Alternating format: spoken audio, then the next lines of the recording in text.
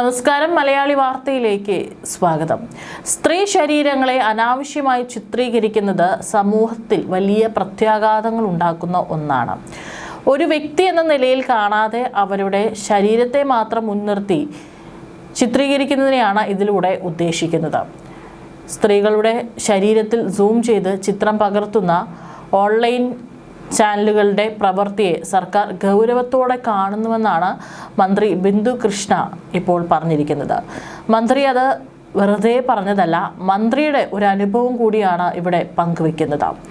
മന്ത്രിയായിട്ടും തൻ്റെ മുഖം പകർത്താതെ ശരീരത്തിൻ്റെ ചില ഭാഗങ്ങൾ സൂം ചെയ്ത് പകർത്തിയെന്നും ഇത്തരം പ്രവണത വ്യാപകമായി വർദ്ധിച്ചിട്ടുണ്ടെന്നാണ് ഒരു സംസ്ഥാനത്തെ മന്ത്രി പറയുന്നത്.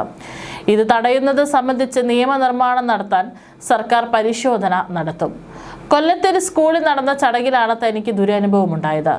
മുഖം പകർത്താതെ ശരീരത്തിന്റെ ചിത്രം മാത്രം പകർത്തി സമൂഹ മാധ്യമങ്ങളിൽ പ്രചരിപ്പിച്ചു. ഇത് കണ്ട ചിലർ പ്രശ്നമുണ്ടാക്കി അത് ഡിലീറ്റ് ചെയ്യിപ്പിക്കുകയായിരുന്നുവെന്നും മന്ത്രി പറഞ്ഞു. ജൂലൈ 6-നായിരുന്നു ഹയർ സെക്കൻഡറി സ്കൂൾ പ്രവേശനോത്സവം. ഒരു സ്കൂളിൽ പോയപ്പോൾ അവിടെയുള്ള ഒരാൾ ഫോട്ടോ എടുത്തു. അയാളുടെ തൊട്ട് പിന്നിൽ ഇരിക്കുന്നയാൾ കാണുന്നത് എൻ്റെ ശരീരത്തെ സൂം ചെയ്യുന്നതാണ്, എൻ്റെ മുഖമല്ല സൂം ചെയ്തത്. അപ്പോൾ തന്നെ അടുത്ത് നിന്ന ആൾ അയാളെ മാറ്റി. അയാൾ കണ്ടതുകൊണ്ട് കുഴപ്പമില്ലെന്ന് വിചാരിച്ചു. പക്ഷേ അവർ പോസ്റ്റ് ചെയ്തതിൽ ഈ ബോഡി പാർട്ടുണ്ട്. അത് വലിയ വിഷയമുണ്ടായപ്പോൾ അയാൾ അത് ഡിലീറ്റ് ചെയ്തു. ആളുകൾ അത് സ്ക്രീൻഷോട്ട് എടുത്ത് വെച്ച് വലിയ വിഷയമാക്കി. സംസ്ഥാനത്തെ ഒരു മന്ത്രിയായ എൻ്റെ ശരീരത്തിൻ്റെ ഫോട്ടോ അങ്ങനെ എടുക്കാൻ ധൈര്യമുള്ളവർ സ്കൂളിൽ പഠിക്കുന്ന കുട്ടികളോട് എങ്ങനെയായിരിക്കും? സെലിബ്രിറ്റികൾ പങ്കെടുക്കുന്ന ചടങ്ങുകളിലും ഇത്തരം വഴിവിട്ട രീതിയിൽ ഓൺലൈൻ ചാനലുകൾ പ്രവർത്തിക്കുന്നുണ്ട്. ഇതിനൊക്കെ നിയമനിർമ്മാണം നടത്താനുള്ള സാധ്യതകൾ സർക്കാർ തീർച്ചയായും പരിശോധിക്കും. സ്ത്രീകൾക്കും കുട്ടികൾക്കും എതിരെയുള്ള കുറ്റകൃത്യങ്ങളോട് സീറോ ടോളറൻസ് എന്നതാണ് സർക്കാർ നയമെന്നും മന്ത്രി പറഞ്ഞു. തൻ്റെ മുഖം മറ്റാരുടെയോ ഉടലുമായി ചേർത്തും ഒരുപാട് ചിത്രങ്ങൾ പ്രചരിപ്പിച്ചിട്ടുണ്ട്. പരാതി നൽകിയിട്ടും ഫലമുണ്ടായില്ല. ചിലർ നമ്മളെ വിമർശിച്ചും അപമാനിച്ചും സന്തോഷിക്കുന്നു. ആവിഷ്കാര സ്വാതന്ത്ര്യം എന്ന പേരിൽ നിരവധി ജീവങ്ങൾ അവർ തകർക്കുന്നു. പുരുഷന്മാരും അപമാനിക്കപ്പെടുന്നുണ്ട്. അതേസമയം തനിക്കെതിരെ ട്രോളുകൾ ആസ്വദിക്കുന്നുണ്ടെന്നും മന്ത്രി പറഞ്ഞു. തീർച്ചയായിട്ടും മന്ത്രി പറഞ്ഞിട്ടുള്ള കാര്യങ്ങൾ വളരെ ഗൗരവം നിറഞ്ഞതാണ്. കാരണം ഇന്ന് ഒരു സ്മാർട്ട് ഫോൺ കയ്യിലുണ്ട് എന്ന് കരുതി എവിടെയും എത്തി എല്ലാവരുടെയും സ്വകാര്യതയിലേക്ക് നുഴഞ്ഞു കയറി അവിടെ എന്തും പകർത്താം. പ്രത്യേകിച്ച് സ്ത്രീകളുടെ ആണെങ്കിൽ അവരുടെ ശരീരഭാഗങ്ങൾ പകർത്താം, അല്ലെങ്കിൽ അവരുടെ സ്വകാര്യത പകർത്താം, അല്ലെങ്കിൽ മറ്റെന്ത് പരിപാടികളും പകർത്താം എന്നുള്ളൊരു ടാഗ് ലൈനാണ് ഇപ്പോൾ ഉള്ളത്.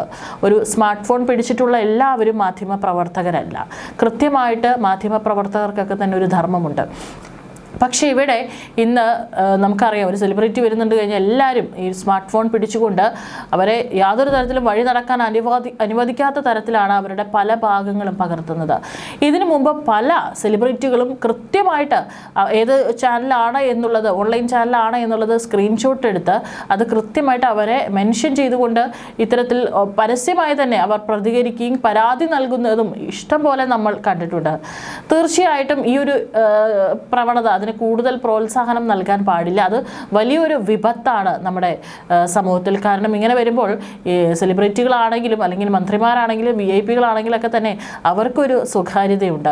അവർ ഒരു സെലിബ്രിറ്റി സ്ഥാനത്തിൽ നിൽക്കുന്നു എന്ന് കരുതി അവരുടെ എന്തും പകർത്തി അവർ പോകുന്ന എല്ലായിടത്തും എത്തി അതൊക്കെ തന്നെ പകർത്തി ഓൺലൈൻ വഴി അത് പോസ്റ്റ് ചെയ്യണമെന്ന് യാതൊരു തരത്തിലുള്ള നിർബന്ധവുമില്ല. തീർച്ചയായിട്ടും ഇത്തരക്കാർക്കെതിരെ കർശനമായിട്ടുള്ള നടപടി തന്നെ നമ്മുടെ സർക്കാരിൻ്റെ ഭാഗത്ത് നിന്ന് എടുക്കും എന്ന് തന്നെ വിചാരിക്കാം. ഈ അടുത്ത് നമ്മൾ കണ്ടതാണ് പ്രശസ്ത സിനിമ നടനായിട്ടുള്ള സലീം കുമാർ. അദ്ദേഹം മരിച്ചു കഴിഞ്ഞപ്പോൾ അദ്ദേഹത്തിൻ്റെ സംസ്കാര ചടങ്ങിനിടെ യാതൊരു തരത്തിലുള്ള മാന്യതയും പാലിക്കാതെയായിരുന്നു മാധ്യമങ്ങളൊക്കെ തന്നെ അവിടെ ഉന്തിയും തള്ളിയും അത് ചിത്രീകരിക്കാനുള്ള തിരക്ക് കൂട്ടുന്നുണ്ടായിരുന്നത്. അപ്പോൾ അദ്ദേഹത്തിൻ്റെ മകൻ അവിടെ നിന്ന് പൊട്ടിത്തെറിക്കുന്ന ഒരു സാഹചര്യമുണ്ട്. ഒന്നാമത് നമുക്കറിയാം, ഒരാൾ അച്ഛനെ നഷ്ടപ്പെട്ടിട്ട് വളരെ പൊട്ടിക്കരഞ്ഞ് നെഞ്ചു തകർന്ന് നിൽക്കുന്ന ഒരു നിമിഷത്തിനിടയിലാണ് ആ ചടങ്ങുകൾ കൃത്യമായിട്ട് അവർക്കത് നടത്താൻ സാധിക്കാത്ത തരത്തിലുള്ള ഉന്തും തള്ളും ബഹളവും ഉണ്ടായപ്പോൾ ആ മകൻ അവിടെ പൊട്ടിത്തെറിക്കുന്ന ഒരു കാഴ്ച നമ്മൾ കണ്ടതാണ്. അന്ന് ആ മകൻ ചെയ്തതിനോട് എല്ലാവരും സോഷ്യൽ മീഡിയയിൽ പൂർണ്ണമായിട്ട് പിന്തുണ നൽകുന്നുണ്ട്. ഇത്തരത്തിലുള്ള ചടങ്ങുകളിൽ അല്ലെങ്കിൽ ഇത്തരത്തിലുള്ള മറ്റൊരാളുടെ സ്വകാര്യതയെ മാനിക്കാതെ അല്ലെങ്കിൽ അവരുടെ മാനസികാവസ്ഥ പാലിക്കാതെ അവിടെയൊക്കെ തന്നെ നുഴഞ്ഞു കയറി ഇത്തരത്തിലുള്ള പ്രവണതകൾ, ഇത്തരത്തിലുള്ള പ്രവർത്തനങ്ങൾ കാണിക്കുന്നത് യാതൊരു തരത്തിലും അംഗീകരിക്കാൻ പറ്റില്ല എന്ന് തന്നെയാണ് ഏറ്റവും കൂടുതൽ സോഷ്യൽ മീഡിയയിലൊക്കെ ഉയർന്നിട്ടുള്ള ജനങ്ങളുടെ കമൻറ്റ്. ഏതായാലും ഇതിനൊക്കെ ഒരു അവസാനം വേണം. ഓൺലൈൻ ഓൺലൈൻ മാധ്യമങ്ങളിലെ സെലിബ്രിറ്റികളുടെ സ്വകാര്യത ലംഘനങ്ങളൊക്കെ തന്നെ പരിശോധിക്കണം. കുട്ടികൾക്കും വനിതകൾക്കുമെതിരായ അതിക്രമങ്ങൾ മുൻകൂറായി തടയാനും ലക്ഷ്യമിട്ടുള്ള നടപടികളും സർക്കാർ സ്വീകരിക്കണം. അതിക്രമങ്ങൾ നടക്കുന്ന സ്ഥലങ്ങളും കേന്ദ്രങ്ങളും മുൻകൂട്ടി കണ്ടെത്താനും വനിതാ ശിശുക്ഷേമ വകുപ്പും പ്രത്യേക മാപ്പിംഗും നടത്തണം. സ്ത്രീകളുടെ വിഷയങ്ങൾ കൈകാര്യം ചെയ്യാനുള്ള ആഭ്യന്തര കമ്മിറ്റികളുടെ പ്രവർത്തനം കുറ്റമറ്റതാക്കാനും ഇടപെടണം. മാധ്യമങ്ങൾ റേറ്റിംഗിനും വരുമാനത്തിനും വേണ്ടി സ്ത്രീകളെ വെറും കാഴ്ചവസ്തുക്കളാക്കി മാറ്റുന്നുണ്ട്. ഇതിനെതിരെ ശക്തമായ നിയമങ്ങളും അവബോധവും ആവശ്യമാണ്. ഈ ഒബ്ജക്റ്റിഫിക്കേഷൻ, അതായത് വസ്തുതാവൽക്കരണം, സ്ത്രീകളെ കേവലം കാമവസ്തുക്കളായി മാത്രം ചിത്രീകരിക്കുന്നു.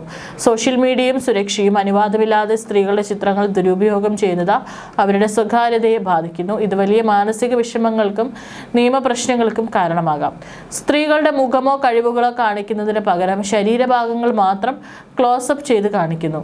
പരസ്യങ്ങളിലും മറ്റും സ്ത്രീകളെ ഒരു ഉൽപ്പന്നം പോലെ വിപണനം ചെയ്യാൻ ഉപയോഗിക്കുന്നു. ഇതും സമൂഹത്തിൽ സ്ത്രീകളെ കുറിച്ചുള്ള തെറ്റായ ധാരണകൾ ഉണ്ടാക്കുന്നു. സ്ത്രീകളുടെ സമ്മതമില്ലാതെ ഫോട്ടോകളും വീഡിയോകളും പകർത്തി സമൂഹ മാധ്യമങ്ങളിൽ പ്രചരിപ്പിക്കുന്നു. നിറം, വലിപ്പം, ആകൃതി എന്നിവയുടെ പേരിൽ സ്ത്രീകളെ വിചാരണ ചെയ്യുന്നു. ഇത് സ്ത്രീകളിൽ വലിയ മാനസിക സമ്മർദ്ദവും അപകർഷബോധവും ഉണ്ടാക്കുന്നുണ്ട്.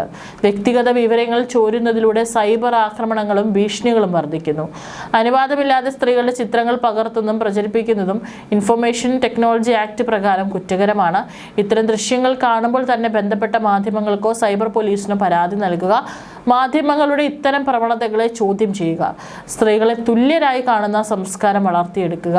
സ്ത്രീ ശരീരം എന്നത് ഒരു പരസ്യ വസ്തുവോ വിനോദോപാധിയോ അല്ല, മറിച്ച് അവരും പുരുഷന്മാരെ പോലെ തുല്യ അവകാശങ്ങളും അന്തസ്സുമുള്ള മനുഷ്യരാണ് എന്ന ചിന്തയാണ് ആദ്യം വളർന്നു വരേണ്ടത്.